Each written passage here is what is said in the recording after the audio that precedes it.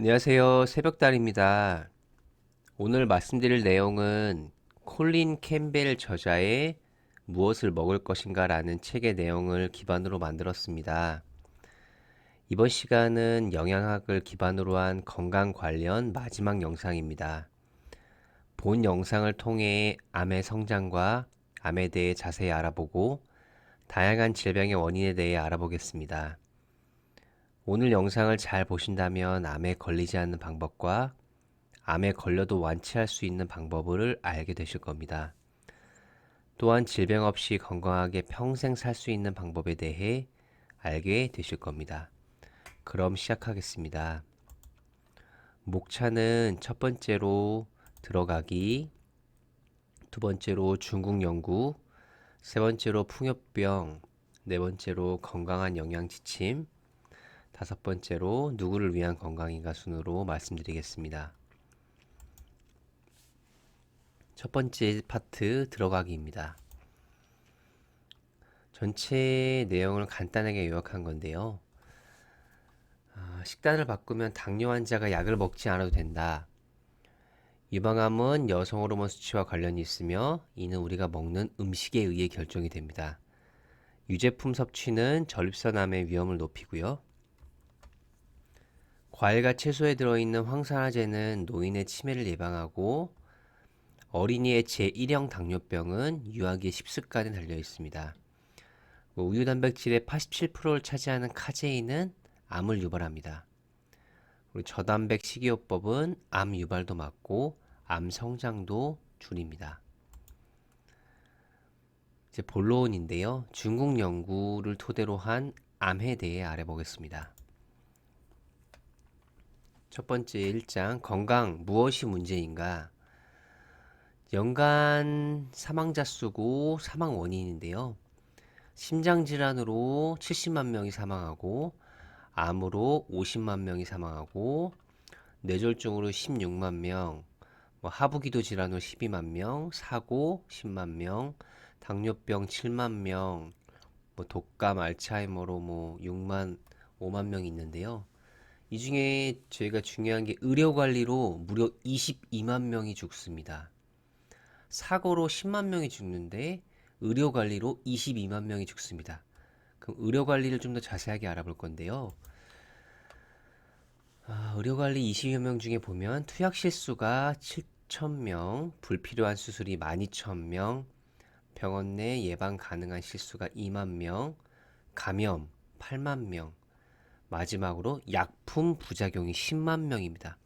무려 약품 부작용이 10만 명이 사망한다는 겁니다. 우리가 실생활에서 자주 접하고 먹는 약으로 인해 사망하는 사람이 연간 10만 명이나 된다고 합니다. 이는 사고로 죽는 사람보다 더 많은 수치입니다. 건강을 위한 해답은 매일 먹는 음식에 달려 있다. 그리고 육류와 유제품, 계란을 포함한 동물성 식품은 좋지 않고요. 식물성 식품을 먹는 것이 좋고요. 세계적인 기량을 자랑하는 운동선수들이 우리가 생각할 때는 고기 이런 것들을 많이 먹을 것 같지만 의외로 저지방, 식물성 식이요법을 통해서 운동 능력을 더 크게 향상시키고 있습니다. 두 번째로 단백질에 대한 오해의 내용인데요. 우리는 훤히 보이는 것들을 숨기기 위해 최선을 다합니다. 단백질에 대해 알려져 있지 않는 이야기만큼 잘 숨겨진 것도 없습니다. 단백질에 대한 이야기는 과학의 일부, 문화의 일부로서 우상화된 신화가 많이 있고요. 다양한 식품에서 얻어지는 단백질은 질이 다른데요. 단백질의 질은 우리 몸에 필요한 아미노산을 얼마나 잘 공급하느냐에 따라 달라집니다. 우유와 계란에 든 단백질은 인체 단백질에 부합하는 아미노산을 가지고 있습니다.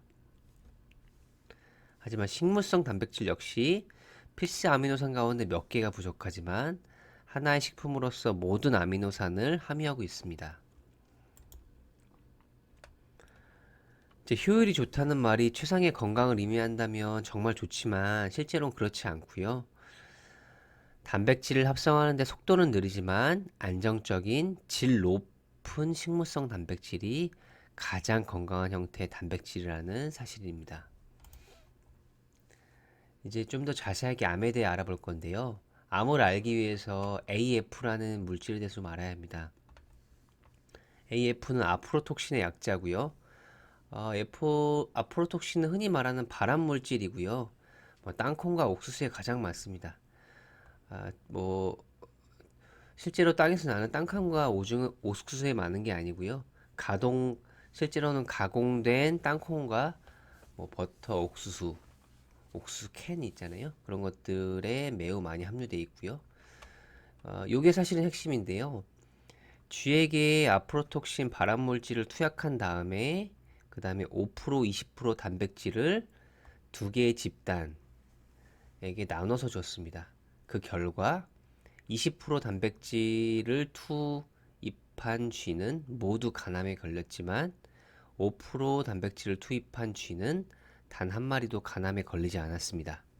그만큼 단백질이 암의 성장에 큰 역할을 하고 있다는 내용입니다.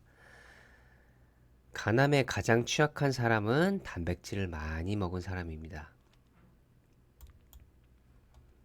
이제 암의 성장 과정을 좀 알아볼 건데요. 암의 성장 과정은 크게 발현기, 촉진기, 진정기로 나눠져 있고요. 발현기는 땅에 씨를 뿌리는 시기고, 촉진기는 잔디가 자라는 시기, 진정기는 잔디가 통제를 벗어나 진입로, 울타리, 보도까지 퍼지는 상태입니다. 간세포에서 암이 발생하는 과정을 한번 알아볼 건데요. 아까 말씀드린 대로 AF는 아프로톡신이고 흔히 발암물질입니다. 발암물질은 참 여러 가지 것들이 있는데요. 발암물질을 저희가 먹게 되면 효소에 의해서 AF 물질이 대사가 이루어져서 AF별 세포가 생성이 됩니다. AF별이 기존의 건강한 세포를 공격합니다. 손상된 대부분의 세포는 회복을 하지만 회복하지 못한 세포가 증식을 하여 암세포가 형성이 됩니다. 그래서 이게 암세포가 형성이 되는 과정입니다. 아까 말씀드린 대로 암세포의 발현기부터 한번 보겠습니다. 발현기는 매우 짧은 시간에 진행이 됩니다. 발암물질이 몸에 섭취되어서 혈액에 흡수되고 세포로 이동하고 활성 상태로 변화하고 DNA와 결합하고 딸세포로 전달이 됩니다. 그리고 촉진기는 이제 암세포가 자라나는 시기인데요. 촉진기는 적당한 조건이 갖춰져야지 증식을 합니다. 암 성장에 적합한 환경이 만들어져야지 성장을 한다는 뜻입니다. 이게 왜 붉은색 글씨로 되어 있느냐면요. 우리 몸에 발암물질이 들어와서 암세포가 생기는 것이 아니고 발암물질이 들어오고 나서 그 발암물질이 암세포로 성장을 하기 위한 환경이 만들어져야지만 암세포가 만들어지는 것입니다. 마지막 진정기는 암세포들의 덩어리가 조직에 손상을 일으킬 때까지 성장을 계속하는 것이고요. 이 단계에서 다른 장기로 전이가 이루어집니다. 그러면 각 단계별로 좀 더 자세하게 알아보겠습니다. 첫 번째로 발현기입니다. 단백질 섭취 감소는 효소 활성을 감소시킵니다. 발암물질이 이제 효소 합성하는 것을 더 감소하고요. 저단백질 시기에 의한 효소 활성 감소는 아까 말씀드린 AF별 변화를 줄입니다. 저단백의 효과, 단백질을 적게 먹었을 때의 효과, 적은 발암물질이 세포로 들어옵니다. 우리가 발암물질을 먹어도 흡수를 잘 안 한다는 거죠. 적은 발암물질이 세포로 들어오고요. 또한 세포 증식이 느려집니다. 그리고 효소의 활성이 감소되고요. 아까 말씀드린 발암물질, 효소를 만나서 발암물질이 AF별로 변하게 되는데 이게 적게 생성이 됩니다. 결론은 낮은 단백질 섭취가 종양 발현을 극적으로 감소시킵니다. 다음은 촉진기입니다. 병소가 지금 말뜻이 좀 어려운데요. 병소는 그냥 암이라고 보시면 됩니다. 암세포라고 보시면 되고요. 병소의 성장은 발암물질을 얼마나 섭취했느냐가 아닌 단백질을 얼마나 섭취했느냐에 따라 결정이 됩니다. 촉진기의 단백질 섭취량에 의해 초기 발암물질 노출 수준과 상관없이 암이 생성이 됩니다. 발암물질이 처음에 적게 들어오고 많이 들어오냐도 중요하겠지만 그것보다 성장기의 단백질 섭취량이 암의 발생에 더 큰 영향을 미친다는 뜻입니다. 발암물질 노출은 세포에 유전적인 각인을 남기는데요. 이 각인은 20% 식이단백질에서 깨어나 암을 발생시키지만 5% 단백질 식이 상태에서는 휴먼 상태로 남아있을 뿐입니다. 암세포로 변하지 않는다는 뜻입니다. 그러면 단백질을 어느 정도 먹어야 될 것이냐? 10% 식이단백질까지는 병소가 성장을 하지 않습니다. 하지만 10%가 넘어가면 병소 발생이 극적으로 증가합니다. 암 발생이 극적으로 증가합니다. 이렇게 단백질을 얼마만큼 먹느냐에 따라 암세포가 성장을 얼마나 하는지가 결정이 된다는 뜻입니다. 동물들은 단백질 필요량을 충족하거나 초과할 때 질병이 발생되기 시작합니다.